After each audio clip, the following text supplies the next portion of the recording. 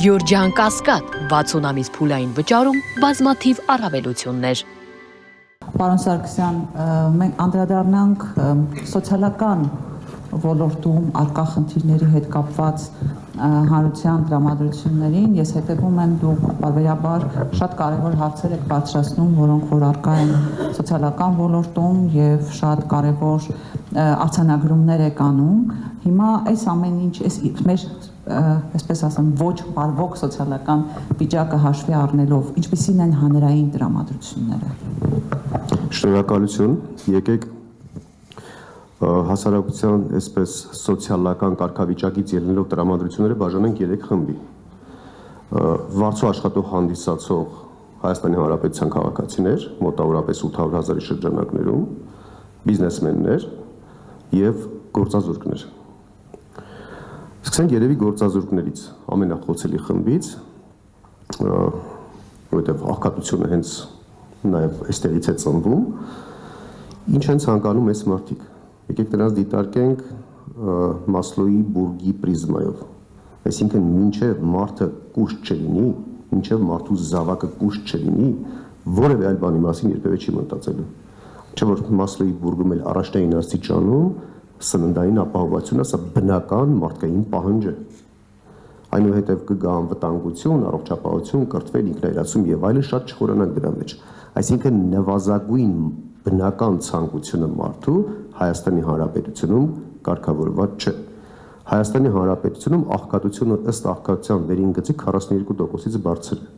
Աղքատության վերին գիծը 63,000 դրամ է։ Նվազագույն սպառողական զամբի 80,000 դրամի շրջանակներում է։ Այսինքն Հայաստանի Հանրապետության պետական հաշվառող մարմինը վիճակագրական ծառայությունը աղքատ է համարում մի մարդու, որին աղքատության հասնելու համար դեռևս անհրաժեշտ է 17,000 դրամ գումար։ Սա նորմալություն է ուղղակի։ Այսինքն եթե մենք աղքատության իրական ցուցանիշները հաշվառենք, որի ռեսուրսը եթե դու պետական մարմին չես, եթե օժտված չես վարչական որոշակի լիազորություններով, տեղեկատվության ստանալու թեկուզ որոշակի լիազորություններ չունես, ամենանվազագույն հաշվարկներով Հայաստանի 60%-ից ավելին աղքատ է։ Այս խավը բնականաբար ունենալու է հիասթափություն, ունենալու է այսպես սնունդ հայթայթելու կամ նվազագույնը վաղը սոված չլինելու այսպես կայունություն ունենալու ձգտում, մշտական ձգտում։ Այստեղից բնականաբար առաջանալու են արտագաղթի տեմպեր, այստեղից շատ այլ բացասական ու վնասակար երևույթներ են ծնվել ու առաջանալու։ Չգիտեմ, նման պարագայում իհարկե այլ կրիտերիաներ հաշվի առնելով 25,000 դրամ սոցիալական նպաստով փոխհատուցում են տրամադրում։ Ինչի մասին է խոսքը։ 42,000 դրամ կենսաթոշակ են տրամադրում։ Այսինքն սա մեր ամենասոցիալապես խոցելի խավն է, որի տրամադրվածությունն ու տրամադրությունը մենք չենք կարող դրական համարել։ Այնուհետև գալիս եմ ավելի բարձր խավին, բիզնես խավը։ Ինչ է ցանկանում բիզնես խավը։ Նա ապահովված է եւ սննդով, եւ նույնիսկ իր զավակների կյանքի մեկնարկային պայմաններն է բարելավել, այսինքն ապագան է փորձել կառուցել իր հոգու հանգստության համար, սա էլ բնական մարդկային այսպես ցանկություն է, նամանավանդ հայերի մոտ շատ ավելի վառար դահայտված։ Բա երկու տղա ունեմ, երկու տուն հետ չգցեմ։ Բա մի հատ էլ ամեն դեպքում վարձով տալու համար հետ չգցեմ, մենք ունենք այսպիսի խնդիր, այսինքն շատ դեպքերում խնդիրները նաև պետք է հոգեբանական, ինքնության, գենետիկ առումով մենք դիտարկենք։ Ինչ են արել այս մարդիկ։ Եվ աշխատանքային բերումով դա կլինի արդեն գործարարության տեսանկյունից հասարակական, քաղաքական, Հայաստանի միջին եւ խոշոր գործարարների կեսից ավելի հետ շփվել են շտապես։ Այս մարդիկ առաջնային բանը, որ կատարել են 2020 թվականի պատերազմից հետո, բնակարան են ձեռք բերել արտասահմանում։ Առաջնային գործողությունը, երկրորդական սկսել են բիզնեսի տեղափոխման կայուն հիմքեր ստեղծել։ Միջինից թեթև բարձրի մասին է խոսքը դեռևս։ Այսինքն դուք պատկերացրեք խոշորների ուր են հասել։ Մենք ապրում ենք մի միջավայրում, որտեղ բարիք ստեղծողը, տեսեք, գործարարը առանցքն է, որի շուրջ պետությունը կառուցվում է։ Գործարարը գլխավոր բարիք ստեղծողն է, հիմնական աշխատատեղեր ստեղծողն է, հիմնական հարկատունը։ Այսինքն այն օղակն է, որից բոլորը սնվում ենք։ Աշխատավարձ ենք ստանում, պետությունը հարկ է ստանում, որպեսզի կարողանա պետական ծառայությունները ապահովի, ու այս մարդը այլևս ապագան չի կապում Հայաստանի Հանրապետության հետ։ Ես իշխանություններին առիթը օգտագործելով կոչ եմ անում,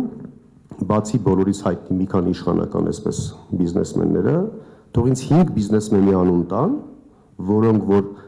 ապագայի կանխատեսելիություն ու կայունություն են Հայաստանի Հանրապետությունում կանխատեսում եւ Հայաստանի Հանրապետությունում շարունակում են ներդրումները, ես ներողություն խնդրեմ հանրային գործունեությամբ ընդհանրապես չզբաղվեմ։ Ամփոփելով, բարիք ստեղծող բիզնես հատվածը, այսինքն բիզնեսմենները Հայաստանի Հանրապետությունում ապագան չեն կառուցում եւ դրսում են կառուցում, այսինքն կապիտալի փախուստ է տեղի ունենում Հայաստանի Հանրապետությունից։ Վարձու աշխատակազմի վերաբերյալ, որտեղ ըստ էության պետք է ձևավորվեր միջին խավը, բայց այդպես էլ չի ձևավորվում միջին խավ։ Եկեք վարձու աշխատողներին եւ միջին խավը մի քիչ համադրեմ, փորձեմ փոքր եւ միջին ձեռնարկատերերն էլ, իրանց հետ միացնենք։ Հայաստանում ստեղծել են մի իրավիճակ, որ դու պետք է կամ որևէ տեղի վարձու աշխատող համարում ես կամ ինքնուրույն տնտեսական գործունեությամբ չզբաղվես, որպեսզի դու լինես կառավարելու։ Դրա համար բարձրացնում են փոքր եւ միջին ձեռնարկությունների հարկերը, խստացնում են վարչարությունը, աննորմալ ձևի են խստացնում ուղղակի։ Եւ բերում հասցնում են այնպիսի իրավիճակի, որ Հայաստանում այլևս անհատ որևէ օբյեկտ չի կարողանում աշխատել կամ դեռևս աշխատում է աշխատող օբյեկտը ապագա մի քանի ամսում այլևս չի կարողանալու աշխատել։ Անցնում ենք ամբողջությամբ ցանցային կառավարման։ Օրինակ, որևէ տարածաշրջանում առանձին խանութը չի կարող աշխատել։ Առանձին դեղատունը չի կարող աշխատել։ Առանձին ատամնաբուժարանը չի կարող աշխատել։ Օրենսդրական իրավական առումով բացառապես ստեղծել են այնպիսի իրավիճակ, որ միայն ցանցային խոշոր ընկերությունները կարող են աշխատել։ Այսինքն տնտեսաիրավական դաշտը այնպիսի մշակման ենթարկեցին նամանավանդ վերջին տարիներին, եթե դու խոշոր ես կմնաս, եթե դու մանր եւ միջին ես, պետք է փակվես։ Սա ինչ է նշանակում, գործընկերը իրավական առումով բռնության մասին էր խոսում, ես պետք է համակցեմ տնտեսական բռնությունը, որովհետեւ բռնություն, ավտորիտարիզմ չի կարող վերջնականապես հաստատվել, եթե գոյություն չունի տնտեսական բռնություն, որովհետեւ տնտեսական բռնությունը մարդու երազանքների, մարդու ազատ գործելու հնարավորությունների սահմանափակումների մասին, եթե դու սա սահմանափակեցիր, արդեն վերջնական բռնատիրական իրականությունը գոյություն ունի։ Վարձու աշխատողների պարագայում մի մասը ստանում է բավականին ցածր աշխատավարձ, ընդ որում ստվար հատվածն է ստանում ցածր աշխատավարձ, որ եթե մենք համեմատական ենք տանում գործազուրկի եւ աշխատողի միջեւ, գործազուրկը շատ ծախսեր չի կատարում, օրինակ հակուշ ձեռք չի բերում, որովհետեւ ինքը դուրս չի գալիս այսպես սպասարկման ոլորտ աշխատելու։ Կանանց եւ աղջիկների պարագայում խնամքի եւ հարդարանքի միջոցներ ձեռք չի բերում, տղամարդկանց պարագայում այդպիսի նմանատիպ պարագաներ ձեռք չեն բերում, այսինքն եկամտի բացակայությունը փոխհատուցվում է անհրաժեշտ ծախսերի չկատարումով։ Այսպես նրանց վաստակած պայմանականորեն 120,000 դրամ սպասարկման ոլորտում դա կլինի օրինակ վաճառող, մատուցող, նմանատիպ հարակից մասնագիտությունների աշխատավարձերը,